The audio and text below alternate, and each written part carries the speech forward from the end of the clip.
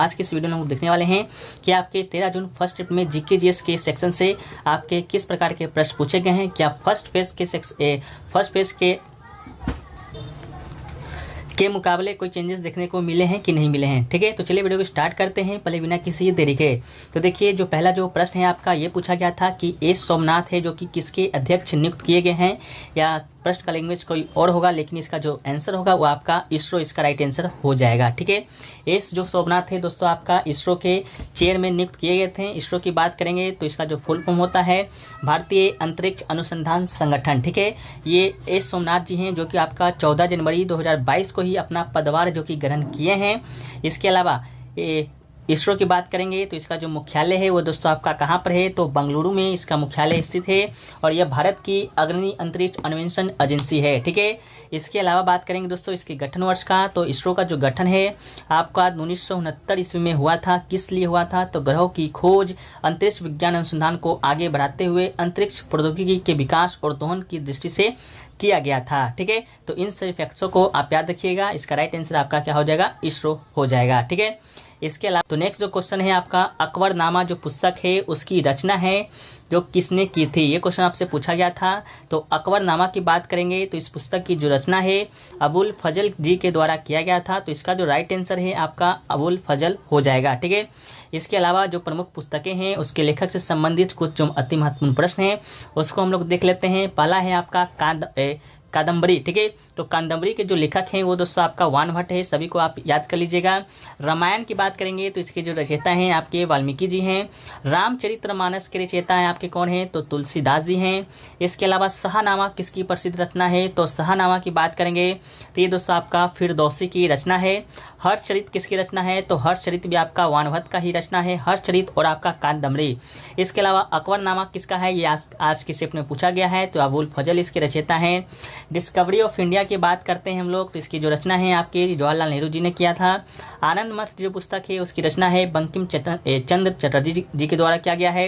एक पुस्तक है दास कैपिटल, उसके जो लेखक हैं वो दोस्तों आपका कार्ल मार्क्स है। ठीक है, इसके अलावा क्या है भारत भारती किसकी रचना है, तो आपका मैथिली शरण गुप्त जी की रचना है।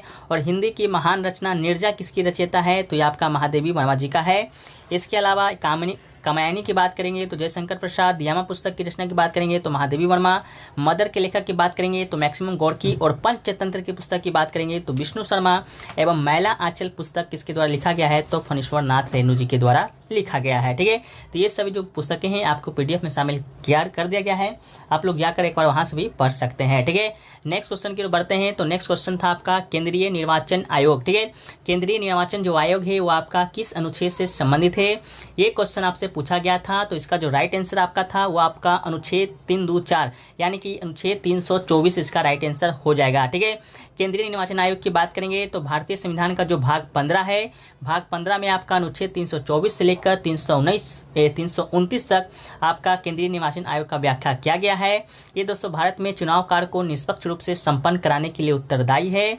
इसके अलावा इसके पास कौन कौन से चुनाव कराने का अधिकार है, तो संसद के चुनाव, संसद में 2 सदन, लोकसभा राज्यसभा दोनों का चुनाव कराने का अधिकार है। इसके अलावा राज्य का जो विधायिका होता है, जैसे कि विधानमंडल में आपका विधान परिषद विधानसभा होते हैं, तो उसका भी चुनाव आपका यही कराता है। राष्ट्रपति का भी चुनाव आपका इसके केंद्रीय निर्वाचन आयोग के द्वारा ही कराया जाता है एवं उपराष्ट्रपति का भी चुनाव संपन्न कराने का जिम्मा इसे ही दिया गया है। ठीक है, इसके अलावा पंचायत मुखिया का जो चुनाव होता है वो दोस्तों आपका राज्य निर्वाचन आयोग कराता है, तो इस बात को भी याद रखिएगा। नेक्स्ट क्वेश्चन पूछा गया था छठ पूजा में किस देवता की पूजा किया जाता है। तो छठ पूजा की बात करेंगे तो ये दोस्तों आपका सूर्य भगवान की पूजा की जाती है, तो सूर्य इसका राइट आंसर हो जाएगा। इसके अलावा बात करेंगे छठ पूजा का, तो मुख्य रूप से बिहार और उत्तर प्रदेश के राज्यों में मनाया जाता है। ठीक है, इसके अलावा जो अगला क्वेश्चन है आपका लाइफ ऑफ पाई पुस्तक के लेखक कौन है, तो लाइफ ऑफ पाई जो पुस्तक है वो आपका यान मार्टेल के द्वारा लिखा गया है, तो इसका राइट आंसर आपका यान मार्टेल हो जाएगा। ठीक है, यान मार्टेल के द्वारा लिखी गई पुस्तक कनाडा का एक काल्पनिक साहसिक उपन्यास है। इस उपन्यास को 2001 में प्रकाशित किया गया था। ठीक है, यह उपन्यास एक लड़के के बारे में बताता है जिसने प्रशांत महासागर में एक जहाज की तबाही के बाद एक लाइफ बोट पर चढ़ एकर नाम का एक बंगाल टाइगर के साथ 227 दिन बिताए थे। ठीक है, चलिए नेक्स्ट क्वेश्चन की बात करते हैं। तो नेक्स्ट क्वेश्चन है आपका पंथी जो नृत्य है वो आपका किस राज्य से संबंधित है, तो पंथी जो नृत्य है वो आपका छत्तीसगढ़ राज्य से संबंधित है, तो इसका राइट आंसर आपका छत्तीसगढ़ हो जाएगा। ठीक है, इसके अलावा पंथी छत्तीसगढ़ का महत्वपूर्ण नृत्यों में से एक लोक नृत्य है। यह मुख्य रूप से छत्तीसगढ़ में सतनामी समुदाय के द्वारा किया जाता है, तो इसको भी आप अंडरलाइन कर लीजिएगा। किस समुदाय के द्वारा किया जाता है? तो सतनामी समुदाय के द्वारा। इसके अलावा छत्तीसगढ़ का अन्य जो महत्वपूर्ण लोक नृत्य है उसमें से आपका एक है सैला नृत्य, कर्मा नृत्य, सुआ नाच और गेंडी। ये सभी जो नृत्य है आपका छत्तीसगढ़ से ही संबंधित है। अगला क्वेश्चन पूछा गया था, भूरा शैवाल का नाम क्या है? भूरा शैवाल से संबंधित पूछा गया था किस वर्ग के में आता है? तो जो भूरा शैवाल है आपका फियोफाइसी वर्ग से संबंधित है, तो फियोफाइसी इसका राइट आंसर हो जाएगा। ठीक है। इसके अलावा लाल शैवाल, भूरे शैवाल और हरे शैवाल में कुछ अंतर को देखें तो आपका जो लाल शैवाल है उसको आपका रेडोफाइसी वर्ग से संबंधित है। भूरा शैवाल जैसा कि अभी हमने बताया फियोफाइसी वर्ग से संबंधित है, और हरा जो शैवाल है वो आपका क्लोरोफाइसी वर्ग से संबंधित है। ठीक है। इसके अलावा नेक्स्ट क्वेश्चन की ओर बढ़ते हैं। तो नेक्स्ट क्वेश्चन पूछा गया था कि 2011 के जनगणना के अनुसार पुरुष की साक्षरता दर कितना है पूरे भारतवर्ष में, ये आपको बताना था। तो इसका जो राइट आंसर है आपका 82.14%, इसका राइट आंसर आपका हो जाएगा। ठीक है।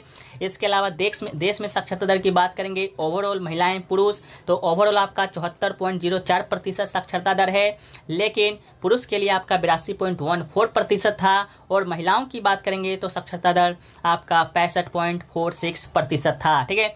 इसके अलावा शीर्ष स्थान की बात करेंगे, किस राज्य का साक्षरता दर सबसे ज़्यादा है? तो केरल राज्य का जो साक्षरता दर है आपका 93.91% के साथ पूरे भारतवर्ष में जो आपका साक्षरता में सबसे आगे है। ठीक है।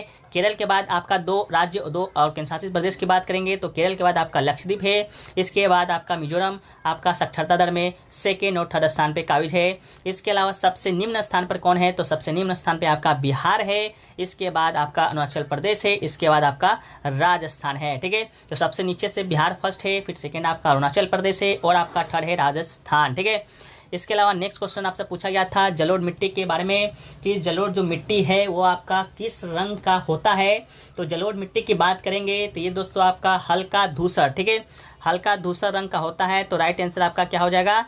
हल्का धूसर हो जाएगा। इसके अलावा रेगुर मिट्टी के बारे में बात करें तो रेगुर मिट्टी को दोस्तों आपका काली मिट्टी के नाम से जाना जाता है, ये प्रश्न आपका पूछा जा चुका है। इसके अलावा लेटराइट मिट्टी की बात करेंगे तो लाल से पीले रंग का होता है लेटराइट मिट्टी। ठीक है। नेक्स्ट क्वेश्चन की बात करेंगे तो बड़कार जो नदी है, बड़ाकर नदी, वो आपका किस नदी की सहायक नदी है? तो इसका राइट आंसर आपका क्या हो जाएगा? ये आपका दामोदर नदी हो जाएगा। ठीक है। जो बड़ाकर नदी है भारत के झारखंड और पश्चिम बंगाल राज्यों में बहने वाली नदी है, जो कि आपका किसकी उप नदी है या सहायक नदी है? तो दामोदर नदी की सहायक नदी है, तो इसका राइट आंसर क्या हो जाएगा? आपका दामोदर नदी हो जाएगा। इसके अलावा नेक्स्ट क्वेश्चन पूछा गया है बुद्ध किस गणराज्य से संबंधित है? 4 गणराज्य के नाम आपके कंप्यूटर स्क्रीन पर दिए गए थे, तो उसका जो राइट आंसर आपका था शाक्य गणराज्य हो जाएगा। ठीक है। गौतम बुद्ध की बात करेंगे तो शाक्य गणराज्य से संबंधित है। इसके अलावा गौतम बुद्ध की बात करेंगे तो इनका जो जन्म है आपका कब हुआ था? तो 563 ईसा पूर्व में इनका जन्म हुआ था।